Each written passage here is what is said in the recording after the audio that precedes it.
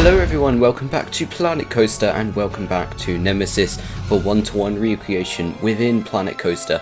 Today we are going to be coming around this side of the recreation. We're going to be doing the back side of the station and the maintenance shed, as well as some landscaping around this corkscrew area. The plan for the next few episodes is of course to do this in this episode, and then for next episode we are going to move over to this area which will have Galactica's lifthill come over the final helix of the ride. So that is the plan. So in this episode we're going to do this, and yeah, let's just get into it. Right, well here we are in the time lapse, and we're starting off with the main station platform and the platform that goes onto the brake run. Not onto the brake run, but underneath the brake run, you get what I mean really. This platform goes right from the station all the way down to the end of the brake run. It's a very long platform, but the thing is, it doesn't seem that very long because the train comes into the brake run at such a high speed, and it does take quite a distance to slow the train down, which is really interesting about Nemesis. I think that just goes to show just how fast Nemesis is, just how fast paced. In terms of stats, yeah, Nemesis really isn't one of the fastest coasters on a piece of paper. You know, it's I think about 50 miles per hour Nemesis goes, so you know, not the fastest coaster, but you know, it's definitely the fastest paced out of all the coasters in the UK. I think it definitely keeps its speed throughout the entire ride. It doesn't lose it at all. I mean, of course it does lose a bit of speed, but you know what I mean, it's just, it keeps going, it keeps giving. Here I am changing the track colour of this part of the brake run, and this is going to be the transfer track area, and I don't actually know why it's black. Maybe it's just to blend in with the transfer track, no idea, but B&M seem to do that on a lot of their old coasters. Maybe it's just the way inverts were made back then, I don't know. But they don't do it now. They don't change the colour of the track these days. But yeah, for the transfer track and in the station, the track is black. That's what I mean. I don't really know why it is. I mean, it's just a little bit of, I'm not making sense here, it's just a little detail that I had to put into the recreation. Of course, extending the platform out a bit because the footers where the actual beams of the transfer track are going to be placed does kind of hit with the train, not hit with the train but collide with the train, so I have had to extend the platform so those footers don't collide with the train, but then extending the platform makes it collide with that final corkscrew. So what I've done here is I've just moved the corkscrew a bit more out, and of course moving it all over again, just so I don't lose any of the smoothness, if you get what I mean. And well, you should get what I mean really. If you don't get what I mean, then why are you watching a Planet Coaster video? Because you're probably not going to understand any of the things I say in this video. So then, starting the main transfer track sort of structure, what would you call it? I don't actually know. What would you call it? Because the main thing is called a transfer track, but what would you call this part that actually holds the track? The supports, yeah, let's just call it the supports. So here we are, starting the supports of the transfer track, and you know, there's 3 of these. They just come over like that, bish bash bosh, done, and they have these little like cross beams in between them, and it was quite odd to do these because the cross beams, and well, not just the cross beams, but the thing that connects the 3 supports together aren't actually the same on each side. Each side is different, which is, for someone like me, annoying really. So yeah, just doing the cross beams again. I was going to use those 2-meter iron pieces that you saw me load up just a second ago. However, I've ended up using these toolkit pieces because they are smaller. Now, in real life they are quite small. They're not the big iron pieces like in the game. They are quite small bits in real life. There's a mistake I did that I am going to fix later in the video, and that is there is no singular horizontal beam like that connecting the supports on the left hand side, with of course facing the station, as they are not on the left hand side. You know, some long-time fans of Nemesis will know that, or hopefully you'll know that. I do fix that. Yeah, there we go. Got rid of it. I realised. Hang on, they're not on that side, so got rid of them. Simple. And starting the, well, what would you call these? The rails that the track slides on. I don't know. For this, just use the simple railway pieces that are given in the game. These are really handy for transfer tracks, by the way.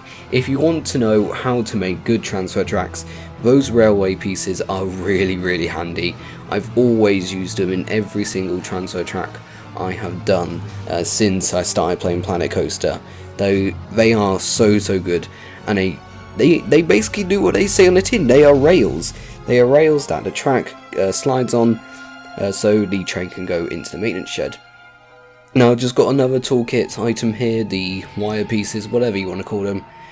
Just bring them across. And the CCTV, yes, there is a few CCTV cameras around the brake run as there normally is, so just put in one here, which is there in real life. You know, I'm not just going to put a CCTV camera in a random place if it's not there in real life. If it's there in real life, then it's going in the recreation. Basically, that's the rule. So whilst you watch the rest of this clip, which has about 2 minutes left, I'm actually going to talk about something that was basically just announced about an hour ago whilst I'm recording this, and that is the blade has been removed from Alton Towers.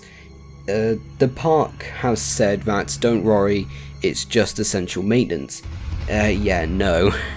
Sorry, but for those hoping that blade has come back, lose your hope now. It's not coming back. It's the exact same thing they said with Submission and Ripsaw. They said, oh, don't worry, it's coming back, it's just been taken away for essential maintenance. And yeah, it's not coming back. It is quite a shame, to be honest, that once again another flat ride is getting removed from Alton Towers. It's just quite annoying to see flat ride after flat ride getting removed from Alton Towers, especially after the park is getting busier and busier every single season. And you know, it's good that the park is getting busier because it means more money, which means better attractions, but at the same time they need to cater for the larger crowds. You know, a couple years ago, you know, just after the Smiler crash happened, Alton Towers was what would you describe something that's really quiet? A library. Let's just call it a library. Alton Towers was basically a library after the Smiler crash. But ever since they've opened Wicker Man, the crowds have been flocking back to Towers, and it is getting very busy again. My visit back in August, I was actually there for 2 days and I didn't get everything in. That just goes to show how busy Towers is starting to get now. And we are going into Scarefest and fireworks, which means even more busy. So Blade being removed just before the busiest time of the year starts is quite concerning, if I'm gonna say so myself. And yeah, it really, they said essential maintenance. My theory is it just broke. It just broke, and they are probably going to try and fix it, because I doubt they want to properly get rid of it. But yeah, these things happen. And Blade is old. I don't know how old Blade is. I think Blade has been there for quite a while, because wasn't it part of Festival Park? And then they removed it from Festival Park for Oblivion, and then of course Festival Park turned into X Sector, and from Festival Park they moved it over to Thunder Valley. Was it called Thunder Valley back then? I think it was, yeah. And then of course Nemesis came along, and it was Forbidden Valley. And yeah, so it's quite an old ride, to be honest. I mean, I'm not sad at the fact that we've lost basically a pirate ship, because pirate ships are a dime a dozen. We have them everywhere in the UK. There's one at Legoland, there's one at your local fair all the time, there's always one at Winter Wonderland, and yeah, they are everywhere in the UK. So, you know, it's not as if we're losing something spectacular. It's just disappointing to see another flat ride removed. And yeah, and to be honest, I'm only gonna give Enterprise another couple seasons before that gets removed, to be honest. I don't see Enterprise lasting for much longer, because Enterprise as well is quite an old flat ride now, and yeah, considering Enterprise was in maintenance all the way up until June this season, is quite concerning, and I don't see Enterprise lasting much longer. Because come on, like, how often would you see a very standard and simple Hus Enterprise be in maintenance for, what was it, December, January, February, March, April, May, and June. 7 months it was in maintenance for. Like, bloody hell. But yeah, I don't give Enterprise much more time. Anyway, let's get off that subject for a bit, and let's talk about this part of the time-lapse. I am going to be doing Galactica's lifthill. A person requested if I was to do Galactica's lifthill. My original plan was a no, I wasn't going to do Galactica's lifthill, but after looking into it a bit more, it is kind of part of Nemesis, because it does go above the final helix. Is that a helix, or is it just a turnaround? I'll say it's a helix. Yeah, it does go above the break run and the final helix, so I just felt like, yeah, it's probably necessary to include Galactica's lifthill in the recreation. I'm not doing Galactica, so don't get your hopes up. I'm not doing Galactica. I kind of revealed what the next recreation was in a live stream last weekend. Thinking about doing another live stream tomorrow. I don't know. Do you guys want another live stream tomorrow? Like on Saturday? Don't know. We'll have to see about that one. But yeah, Galactica's lifthill is quite odd, to be honest. It's something I found quite a bit to do, if you get what I mean. It's basically the flying coaster lifthill, and I'm not good at flying coasters at all. I've tried to do a flying coaster in Planet Coaster before, but it really did not work out very well, and it took me a while to get Galactica's lifthill shape right, and even after it taking me that long, I think about an hour I took doing the track shaping. I know, that's stupid. I still don't think it's right. Anyway, from Galactica's lifthill, we're now starting the final clip of the time-lapse, and that is the back of the station. So we've done the front of the station, we've done the right hand side of the station, and now we're doing the back of the station. And I actually remember seeing a tweet a while ago about someone asking, if you exit the station on Nemesis's mouth, what do you enter the station back through? And honestly, it's I don't want to think about it like that, but I mean, considering you leave the station in Nemesis's mouth, yeah, what do you enter the station in? Oh Christ. But yeah, so just starting the station. I don't know why I'm paused here. I really don't know. The back of the station isn't the same to the other parts of the station facade. It's very different. It has very different patterns. With the sides of the station, they are like archways, with Nemesis's bones connecting and forming the spine, and it's a pattern that repeats on each archway. I don't know what I'm describing here, but the back of the station is very different. It's more like randomized bone structures and blood vessels and veins and all that, if you get what I mean.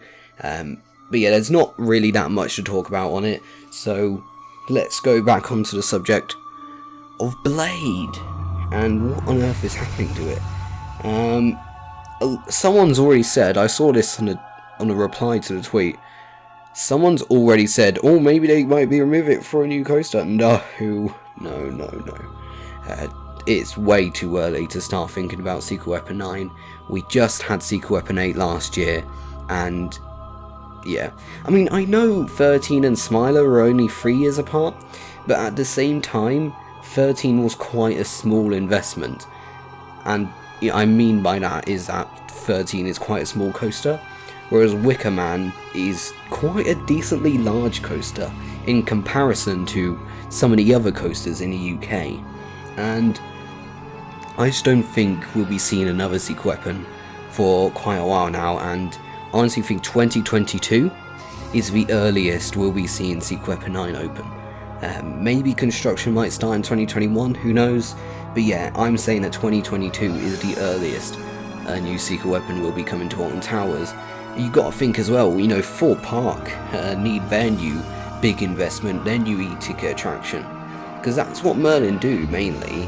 They alternate the e-ticket attractions between parks. I think when, you know, what I'm trying to think here. Fort Park got Soar in 2009. That was their big e-ticket, and then Alton Towers got 13 in 2010. That was their big e-ticket, and then Fort Park got Swarm in 2012. That was their big e-ticket. Then the Smiler in 2013 at Alton Towers, and then Darren Brown's Ghost Train in 2016, and then of course Wicker Man 2018. So Fort Park is going to be receiving the next big e-ticket attraction next. Whether or not it's going to be a coaster, who knows? To be honest, I have heard quite a few people get a little bit angry that Fort Park is investing in a bouncy castle rather than a roller coaster. Not gonna name any names, but you know who the person is. If you know who I'm talking about, then you know who he is, yeah. So yeah, so basically, it's definitely not gonna get replaced by a coaster. Blade, in my opinion, is gone. They said, oh no, it's just essential maintenance, but let's be realistic here. Whenever they remove a ride mid-season like that, and it's so unexpected, it's always because something bad has happened and they can't fix it. And they've removed it to try and fix it. You can't see me, but I'm doing quotation marks here. But it never works out, and eventually they just confirm that, unfortunately, it's going to be leaving the resort. And that's what I think, to be honest. I really don't see Blade coming back. It's not been in the best conditions, and it's a very old ride. One of the classics as well, I think. It's a shame, but you know, that's how a theme park works. You know, the old rides go, the new rides come in, and the cycle just keeps going round. You know, I hate to say it, but eventually one day we'll be saying goodbye to Nemesis. That will happen one day, and it's inevitable. Nemesis will eventually just reach the end of its life. Maybe in the next couple years, who knows? Nemesis is quite an old coaster already, 25 years. It's actually quite sad to think about that. But Nemesis is eventually going to go at some point in the 2020s. If Nemesis survives until the 2030s, and Jesus Christ. But yeah, Nemesis is definitely going in the 2020s. But at the same time, who knows? And I do hope to see Blade properly replaced by an actual new attraction. But who knows? We're coming up to the end of the time lapse here. So yeah, thank you for watching today's video. I want to start an actual discussion about Blade. Tell me what you think of what's actually happening with Blade, or the site that it's on, in the comments. And yeah, I'll see you all very, very soon. Goodbye.